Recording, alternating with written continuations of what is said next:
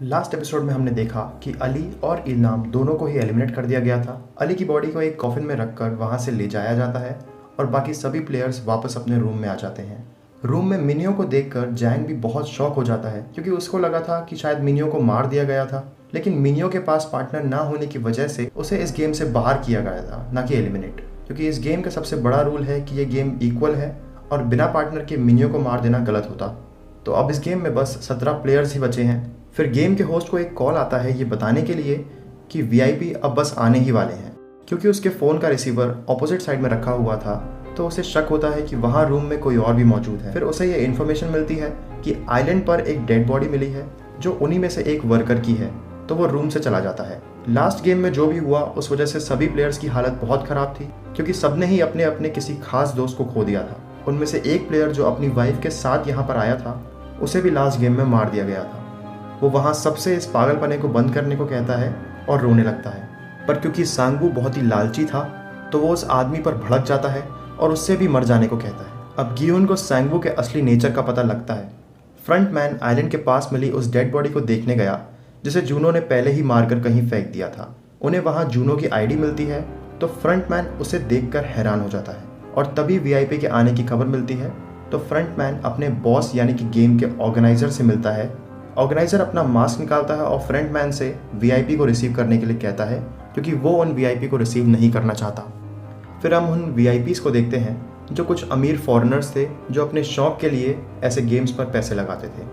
Players के room में बहुत अंधेरा था और जिस आदमी की वाइफ को मार दिया गया था वो अपने आप को इस बात का जिम्मेदार ठहराता है और फिर वो खुद को फांसी लगाकर सुसाइड कर लेता है। एक वीआईपी ने उस आदमी पर $1 मिलियन लगाए थे। ये बात सुनकर सारे वीआईपी उस आदमी का मजाक बनाने लगते हैं, पर उन्हें इतने छोटे अमाउंट से कोई फर्क नहीं पड़ता तो वो सब लोग फिर हंसने लगते हैं। पुलिस ऑफिसर जूनो एक वेटर को मारकर उसकी ड्रेस ले लेता है और फिर उसे पहनकर वीआईपी लॉन्ज में एंटर कर देता है। फिर सभी प्लेयर्स को एक अलार्म की साउंड से उठा दिया जाता है तो वो लोग नोटिस करते हैं कि वर्कर उस आदमी की बॉडी को कॉफिन में ले जा रहे थे जिसने सुसाइड कर ली थी। इससे पहले कि वो कुछ समझ पाते उन्हें 5th गेम के लिए बुला लिया जाता है। गेम शुरू होने से पहले उन्हें कुछ रोप चूज करने को दिए गए जिन पर 1 से लेकर 16 तक नंबर लिखे थे। सब लोग एक एक रोप को चूज करके उसे पहन लेते हैं और गियुन नंबर 1 रोप को चूज करता है, पर एक आदमी उसे अपना रोप एक्सचेंज करने को कहता है। तब गियुन के पास नंबर 16 वाला रोप आ जाता है। अब उन्हें गेम खेलने वाली जगह पर ले जाया जाता है जहाँ पर उन्हें एक ग्लास ब्रिज पर चलकर पॉइंट A से पॉइंट B तक जाना था। पर इस गेम का ट्विस्ट ये था कि कुछ ग्लास स्टेप्स नकली थे जिन पर पैर रखते ही वो टूट जाते और प्लेयर नीचे गिरकर मर जाता। फिर सभी लोग एक एक कर उस पर चलने लगते हैं और पहले 5 प्लेयर्स कुछ दूरी पर पहुंचकर नीचे गिर जाते हैं। जैंग अपनी बारी आने पर अपनी टीम के एक आदमी को आगे जाने के लिए कहता है पर वो उसे मना कर देता है। दूसरी तरफ वीआईपी लॉन्ज में एक वीआईपी जूनो को एक सीक्रेट रूम में चलने को कहता है ताकि वो उसका फायदा उठा सके, पर जूनो उस वीआईपी पर अपनी गन पॉइंट करके उससे मिली सारी इन्फॉर्मेशन को अपने फ़ोन से रिकॉर्ड कर लेता है। फिर मिनियो जैंग से पहले आगे जाने को मान जाती है और उसके ग्लास पैनल पर आ जाती है। फिर वो अचानक से जैंग को पकड़ लेती है और उससे अपना बदला लेने के लिए उसके साथ ही ब्रिज से कूद जाती है और फिर वो दोनों मर जाते हैं। लॉन्ग स्टोरी शॉर्ट, अब बस आखिरी 4 लोग बचे हैं। सबसे आखिर में गियुन, उससे पहले सैब्योक, सांगवू और सबसे आगे एक आदमी जो कि एक ग्लास मेकर था। वो असली और नकली ग्लास में फ़र्क बताता है और वो लोग काफ़ी आगे तक पहुंच जाते हैं। पर जैसे ही फ्रंटमैन और वीआईपी को इस बात का पता लगता है तो वो सारी लाइट्स को बंद करवा देते हैं। अंधेरे की वजह से वो ग्लास में फ़र्क नहीं बता पाता और लास्ट ग्लास पर आकर रुक जाता है। तब कम टाइम होने की वजह से सांगवू उस आदमी को पुश करके उसे गिरा देता है और असली ग्लास पर चलकर वो तीनों लोग इस गेम को भी सर्वाइव कर जाते हैं। टाइम अप होने पर वो ब्रिज एक्सप्लोड हो जाता है जिसमें सैब्योक के पेट में एक बड़ा ग्लास का पीस घुस जाता है जो कोई नोटिस नहीं करता।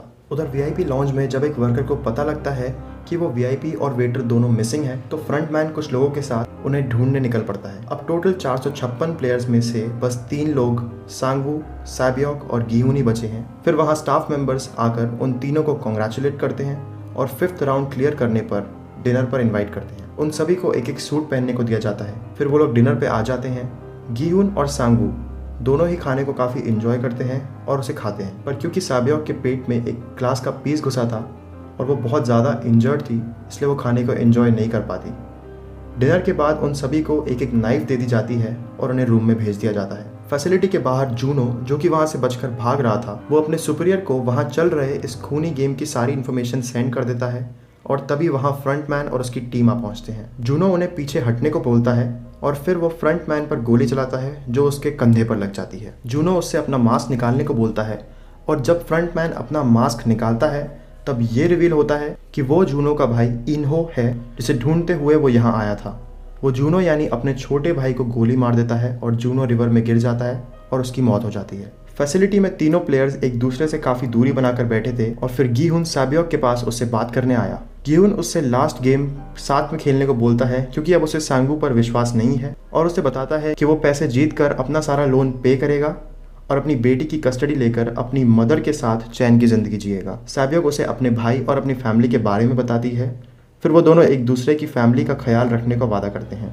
सांगवू को सोता देख गीहुन उस पर हमला करने जाता है, पर सैब्योक उसे ऐसा करने से मना करती है और वो उसे बोलती है कि हम सांगवू के लेवल तक नहीं गिरेंगे और हम गेम को फेयर तरीके से खेलेंगे।